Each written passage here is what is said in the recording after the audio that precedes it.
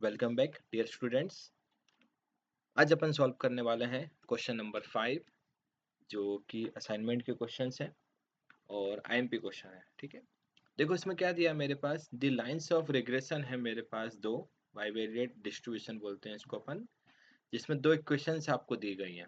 एक मेरे पास 5x minus y is equal to 22 और सेकंड मेरे पास है 64x माइनस का 45y इज इक्वल टू 24 और आपको वेरिएंस ऑफ x दिया है 25। सो आपको फाइंड आउट करना है mean value of x and y, coefficient of correlation between x and y और standard deviation of y।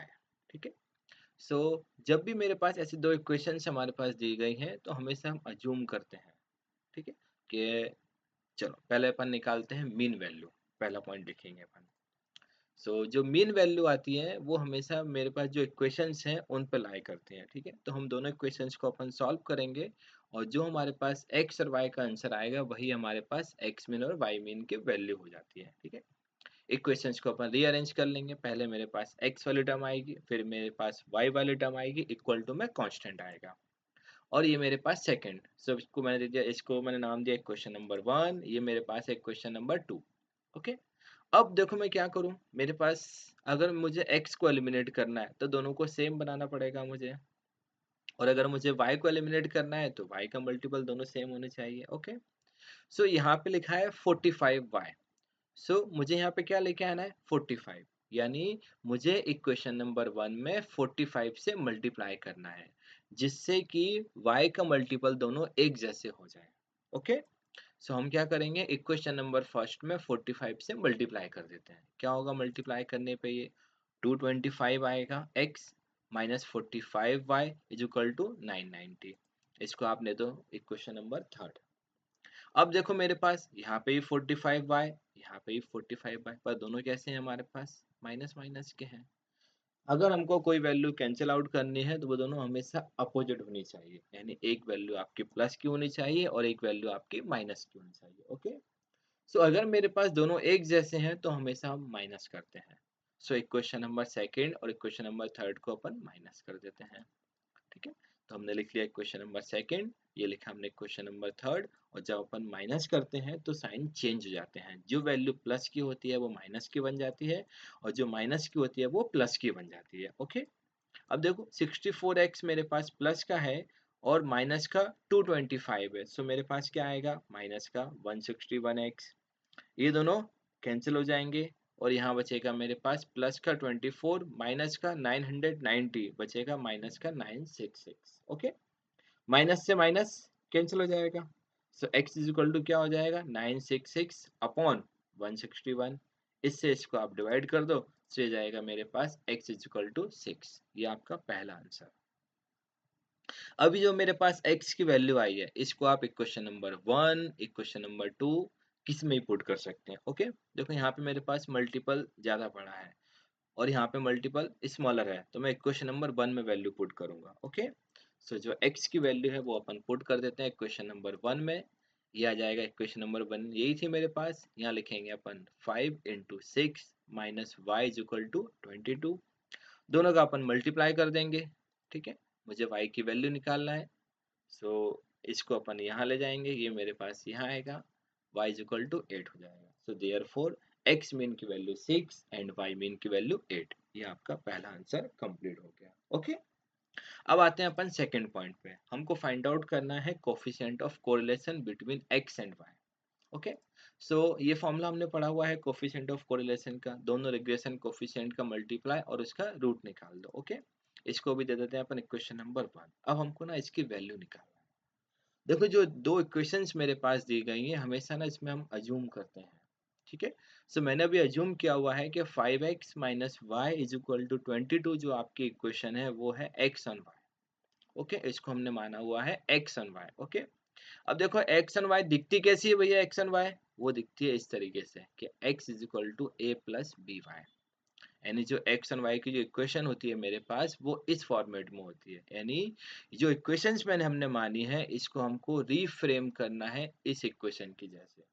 Okay, तो अपन रीफ्रेम कर देते हैं, रीअरेंज कर देते हैं। देखो क्या होगा ये, 5x minus y is equal to 22। देयरफॉर पहले मेरे पास x होना चाहिए इक्वल टू मेरे पास कांस्टेंट और फिर मेरे पास y वाली टर्म। सो मैं क्या करूंगा, ये x सही रहने देते हैं अपन, इसको इस साइड ले जाएंगे, माइनस का y क्या हो जाएगा, यहाँ प्लस का हो जाएगा। So 5x is equal to 22 plus का y। ओके, अब देखो x का मल्टीपल में कुछ भी नहीं है मेरे पास, यानी जो 5 मेरे पास यहाँ लिखा है वो कहाँ जाएगा, इन दोनों के डिवाइड में चला जाएगा। ये हो जाएगा 22/5 प्लस y/5। ओके, मैं फिर से रिपीट करूंगा, जो x एंड y की इक्वेशन होती है वो इस तरीके से दिखती है।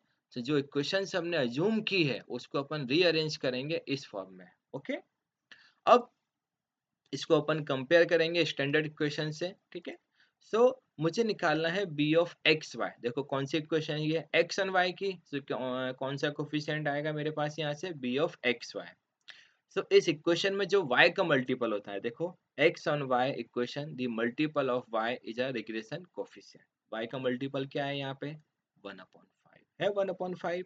सो मेरे पास b ऑफ एक्स वाई की वैल्यू हो जाएगी 1/5। देयरफॉर इसको आप डिवाइड कर दो, ये आ जाएगा अपने पास 0.2 आ जाएगा। ओके, अब जो मेरे पास सेकंड इक्वेशन है उसको मैंने अज्यूम किया हुआ है y ऑन x। ओके, देखो y ऑन x कैसी दिखती है अपने पास, y is equal to a plus b x, इस फॉर्मेट में होती है वो। ठीक है, यानी पहले y की टर्म होगी इक्वल टू मेरे पास कांस्टेंट होगा और फिर मेरे पास x वाली टर्म होगी। रीअरेंज कर देते हैं इसको अपन, से हो जाएगा अपने पास 45y is equal to minus का 24 प्लस का 64x। दिस सिंप्लाई 45 अपन यहाँ डिवाइड में ले जाएंगे।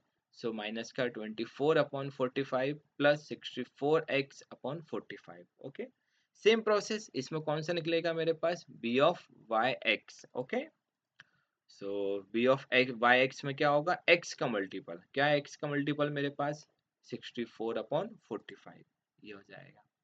इसको आप डिवाइड कर दो, ये आ जाएगा मेरे पास 1.4। देखो पहला कोफिशिएंट भी मेरे पास प्लस में था, सेकंड भी मेरे पास प्लस में, मतलब मेरे पास यहाँ तक सही चल रहा है अभी। ओके, अब निकालते हैं अपन r की वैल्यू। सो अपन पुट कर देते हैं दोनों की वैल्यू इसमें, ये हमने दोनों की वैल्यू पुट कर दी यहाँ पे। ओके, और इसका अपन ने मल्टीप्लाई किया, फिर आप रूट निकाल दो, ये क्या आ गई मेरे पास 0.53, जो +1 से -1 के बीच में है। ओके, यानी जो आपने अजम्पशन किया था वो सही किया था।